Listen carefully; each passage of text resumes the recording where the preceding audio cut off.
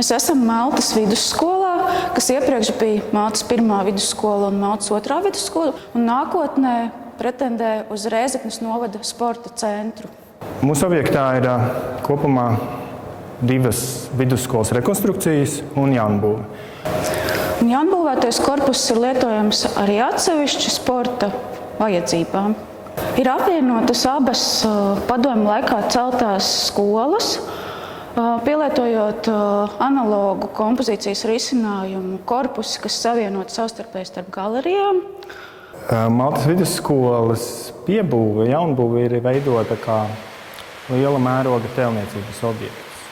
Tad lielākais fasāžu apjoms ir sandviču paneļu apdare. Izmantojām šo sandviču paneļu rūpniecisko krāsojumu, kurš ir noturīgs, un tam pa virsu uzlikām ažūru koka apdari. Mēs izvēlējāmies krāsu, kuru dabiski koks atgrūž atdalīt no paša koka.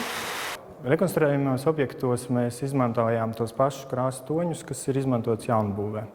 Šoreiz mēs neesam likuši akcentu uz tieši skolu arhitektūru, arī tā iemesla dēļ, ka centram ir daudz funkcijas, un iespējams arī nākotnē šīs funkcijas mainīsies. Šobrīd ir šī konstruētā izpratne par bērnību kā atsevišķu attīstības posmu, bet patiesībā bērns ir cilvēks, un viņam ir labs tas pats, kas pieaugšam cilvēkam. Tas, kas ir izdarīts, ir izveidota ēkas struktūra, lai tajā varētu viegli orientēties un lai tā kalpotu mērķiem.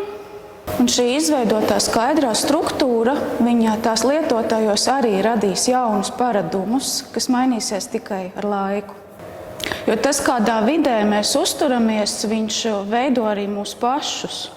Tas, lai šāda pašvaldības iepirkuma rezultātā rastos arhitektūra, nevis tikai laba būvniecība, ir sakņots pašā pasūtītājā, kurš ir sasniedz šo izpratni, ka nepietiek ar atrisinātu funkciju, kvalitatīvu, drošu būvniecību, bet ir nepieciešama arī kopumā kultūra. Kaut gan arī arhitekts bieži vien pats nosaka, cik tālu viņš grib iesaistīties, ir ieinteresēts un kāds rezultāts no tā seko.